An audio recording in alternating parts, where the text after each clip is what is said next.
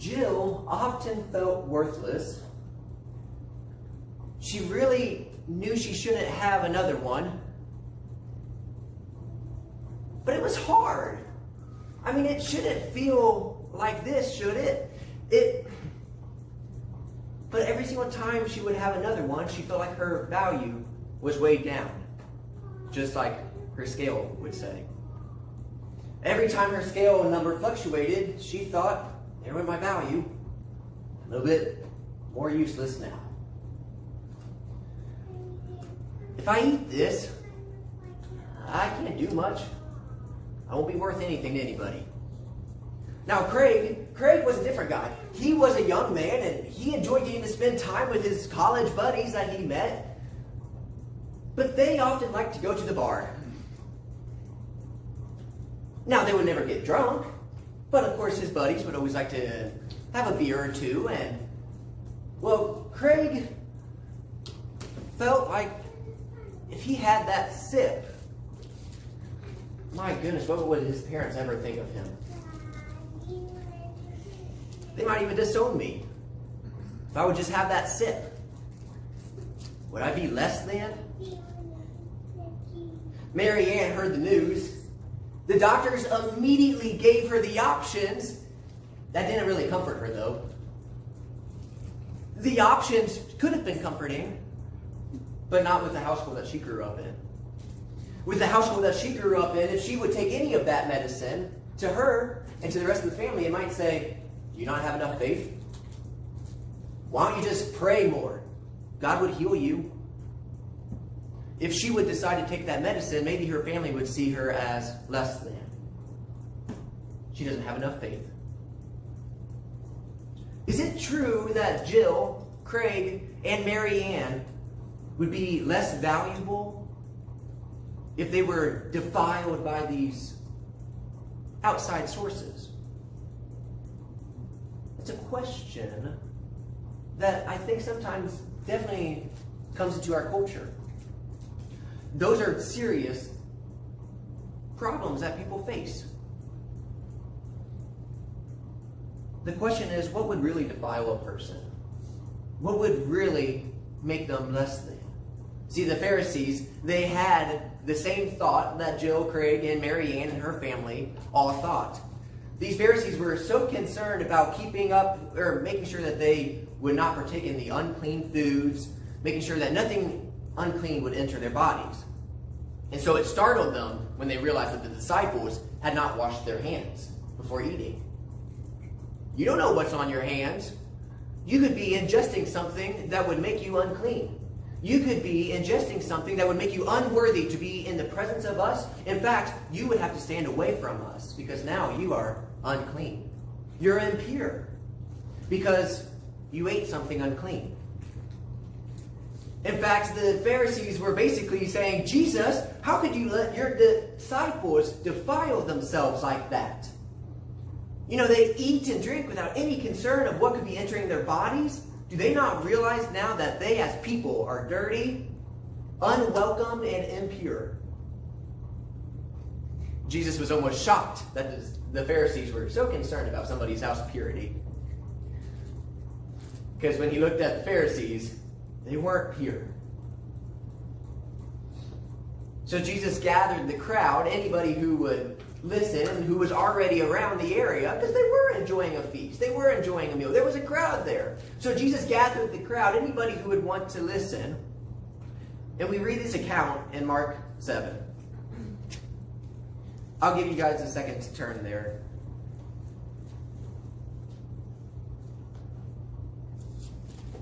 But Mark chapter 7, we're going to start looking at verse 15.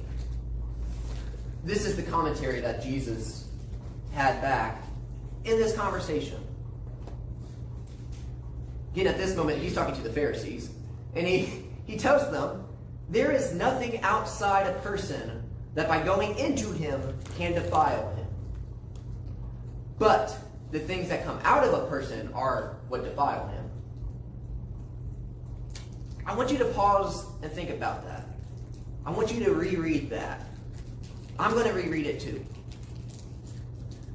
There is nothing outside a person that by going into him can defile him.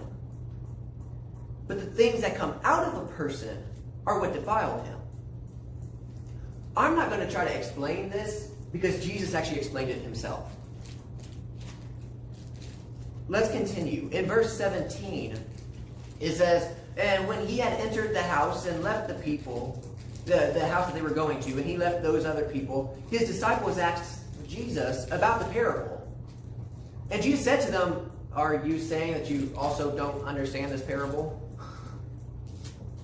Are you also without understanding?' Okay, that's okay. I'll explain it to you guys. Let me just explain it to you like this. Do you not see that whatever goes into a person from outside cannot defile him, since it doesn't enter his heart? Instead, it goes into his stomach and then it's expelled as waste. It never actually becomes them. Whatever you're eating, it goes straight to the stomach and it's expelled.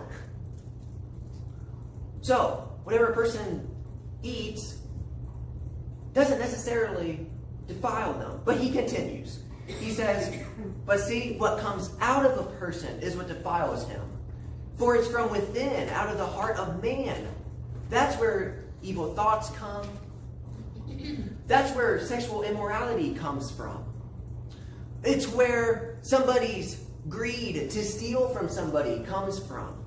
It stirs deep inside somebody's hatred towards somebody enough to get rid of them from this world, to where they would murder somebody, or to steal somebody else's wife in adultery, or to covet after somebody else's goods. See, from deep down in the heart, that's where wickedness actually comes from. Not because I ate a piece of cake. That deep down in the heart, that's where deceit, lying comes from, and sensuality, envy, slander, to gossip about somebody, to tear down someone.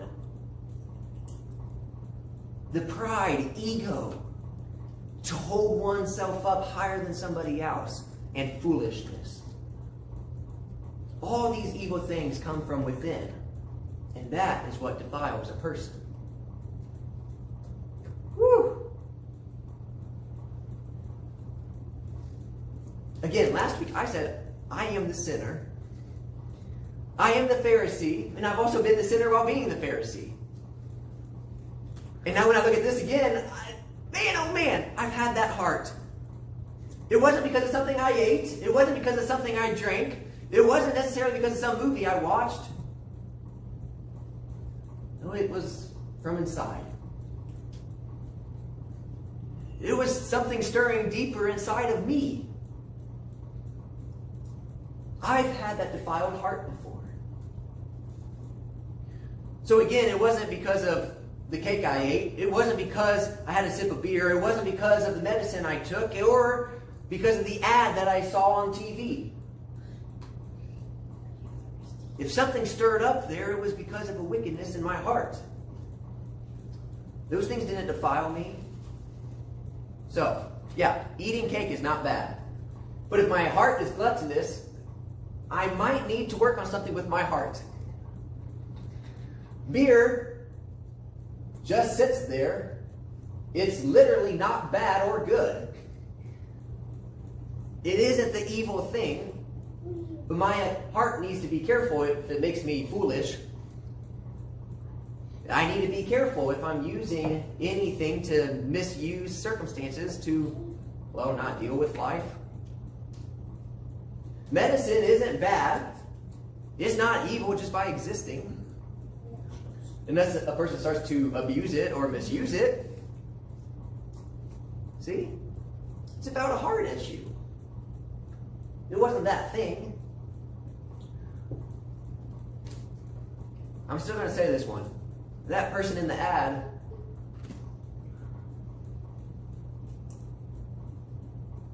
wasn't bad for making me have my lustful thoughts. That was something with my heart that I need to work with. That's something deep down inside of me, where my wicked heart is. It wasn't because of the outside source, it's something here. I can't go around blaming all the world for what I've done. Jesus was saying that it's not that a person is defiled not from the outside sources, but has been defiled from inside the heart. Pharisees, your heart is wicked. Outside sources hasn't corrupted you guys. No, your heart has already corrupted you. You think more highly of yourselves because you've held your own rules, and you've looked down on people who haven't followed your rules. But I'm telling you that they were not defiled from what they put into their body, but you are defiled from what comes out of your heart. So, I say this with you guys because I'm not perfect. I've had a wicked heart. I can't blame the outside sources around me. And I definitely shouldn't be looking at other people as if now they've been defiled as well because they ate an extra piece of cake. Or had a beer. Or are taking medicine. Sometimes it is a heart issue. Thanks, Daryl. This is a great message. The heart is all wicked and that's where we're at. Let's go ahead and pray. No, I'm kidding. Jesus, that's not the end of his ministry, right? Jesus, this is not the last thing that Jesus left us with. This isn't the hope that Jesus gave us saying, all your hearts are wicked and that's it. When we looked at that list, there was a spot in here that said thief. Well, theft, but it says thief. And of course, I couldn't help but think of the thief that was right beside Jesus on that last day. There was a thief there, and if you read in Matthew and Mark, it says that both of the thieves that were right beside Jesus were mocking him just like the rest of the crowd. And honestly, I'm having a hard time just imagining these guys hanging there suffering, and then they're also deciding to mock Jesus too. I think I'd be dealing with my own agony more than I could even handle mocking Jesus. But everybody else is mocking Jesus, and in fact, they're saying, well, Jesus, if you're the Son of God, then why don't you go ahead and save yourself? Why don't you come on down?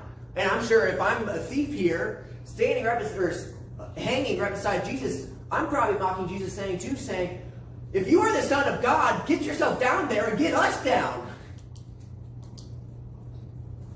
But that's where it started. But if you look at the harmonies, you know, when we read the other account in Luke about this one specific thief, it looks like he had a change of heart. See, his heart was wicked. His heart was a thief. He wanted to steal from other people. He wanted to take what wasn't his and make it his own possessions. That was his heart. In fact, his heart was to slander Jesus as well. But then something happened. In Luke chapter 23 is where we see this other account. Luke chapter 23, verse 39.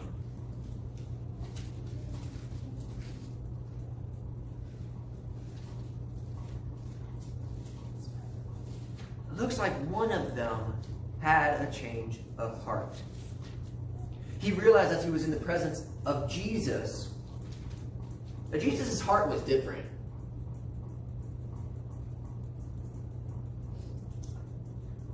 It makes me realize that a heart in the midst of Jesus can change. I'll read that. In verse 39, it says, one of the criminals who were hanging railed at him, saying, "Are you not the Christ? Well, save yourself and us. Get us down from here." But at some point, the other one changed his mind as well. And the other one rebuked him now, saying, "Do you not fear God? Because since, you and I are under the same sentence of condemnation, and we indeed justly are here receiving the due reward for our deeds." We're hanging here because that's our penalty. We deserve to be here. We've done wrong, but this man right here, Jesus, I don't think he's the man that everybody keeps saying he is. That he's been some blasphemer, some crazy lunatic that's out here. No. I don't think he's supposed to be hanging with us. I don't think this man has done anything wrong. And he said, Jesus, remember me when you come into your kingdom. And Jesus said to him, truly, I say to you today you will be with me in paradise. For me, when I see this, I see that a heart in the midst of Jesus can change. It doesn't have to change. The other thief, I don't think his heart changed. Didn't have to change. But see, the thief that did change, he realized his wicked heart. He acknowledged it. He accepted his past. He accepted where he's been. And he saw the purity of Jesus. He saw that Jesus was clean and undeserving of death, and he saw the heart of Jesus. The heart of Jesus was undefiled. The thief, defiled heart. He knew that. But Jesus, no. His heart was undefiled. He asked Jesus to remember him when Jesus came into his kingdom. Jesus said, today, you will be with me in paradise. What? Just like that. Jesus didn't throw this thief away like trash or worthless because he stole. Instead, the thief had that repentant heart, the heart that was transformed. That's the message of hope. That's where we're headed. Jesus gives us our heart's hope. Because that relationship with Jesus, being in Jesus' presence, leads to a redeemed, transformed heart and mind. We see that throughout all of Scripture. We see the softened hearts that are mentioned throughout. I typed in heart just to see what came up. It was like 977 verses or times that popped up. And I was like, well, I was going to just find one from the Psalms or Proverbs. And I was like, oh my. So you get the point. When we get to talk about heart and when we talk about softening of heart, it's there. It's all throughout. And then we look at the disciples' hearts. Now, the disciples' hearts weren't transformed like that, even though they were in the midst of Jesus daily. Their hearts stumbled as well sometimes. They still struggled with having a wicked heart. They had their doubts. In fact, they kind of, once in a while, if you would say maybe slandered or envied one another a little bit because they were just, having debates about who was the greatest among the disciples and who would get to sit at the feet of Jesus and beside him. Yeah, there was some quarreling going around. They dealt with the wicked hearts. So we also see that for the disciples, it wasn't just a one-time event that had an everlasting effect. No. They wrestled with their wicked heart as well throughout their time. Even Paul had the great encounter when his heart was transformed, and it seems like it went ahead and had an everlasting effect, but he still wrestled with his wicked heart back and forth saying, no. I have to choose against this wicked heart. I can't have two masters. I'll love the one and hate the other. So he had to wrestle with it. But we do see that the relationship with Jesus leads to the renewing of our hearts and mind. So before we judge anybody unworthy or sinful because of something they ate, drank, or did, because I don't think that Jill had less value because she ate a piece of cake. I don't think Craig had less value now as a human because he had a sip of beer. I don't think that Mary Ann taking medicine was defiled or devalued because she didn't have enough trust. We need to be reminded that defilement is deeper than the outside sources. Defilement took place in the heart, but it doesn't stop there. That's where the hope comes from. There is the hope with Jesus Christ in a relationship that continues daily. That's that journey that we have. So with the gospel of God's grace and truth through Jesus' love, our hearts can be transformed from wicked hearts to transformed hearts. I hope that this is hope for you, but I hope that it's not just hope for you. but that you may be reminded of this when we are tempted to think of somebody less than because of something that they did or partook of. I hope that that can be a challenge to remember the hope of the gospel, that it doesn't just stop with what a person did on the outside, but let's check with the heart. The soul matters. The soul is what continues for eternally. The soul is what is transformed in the presence of Jesus Christ. Let's go ahead and pray.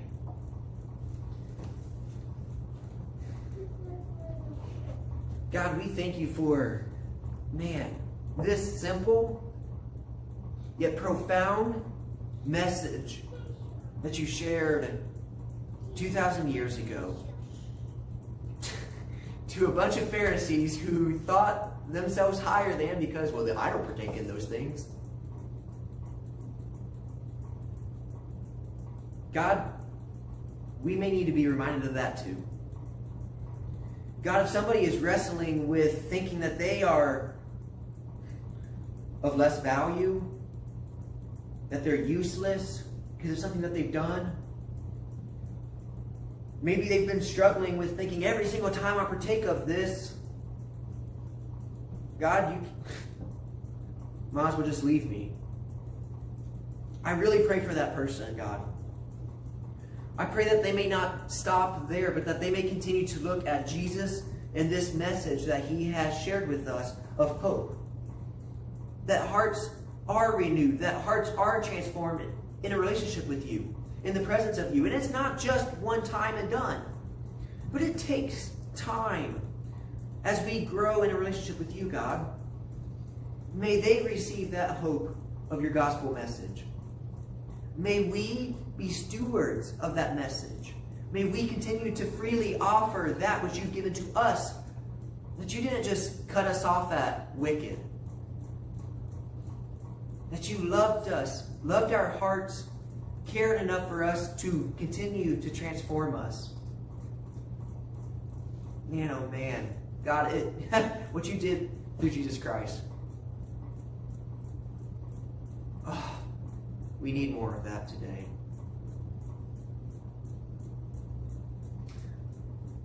May we as your church body continue to look to Jesus Christ as the example.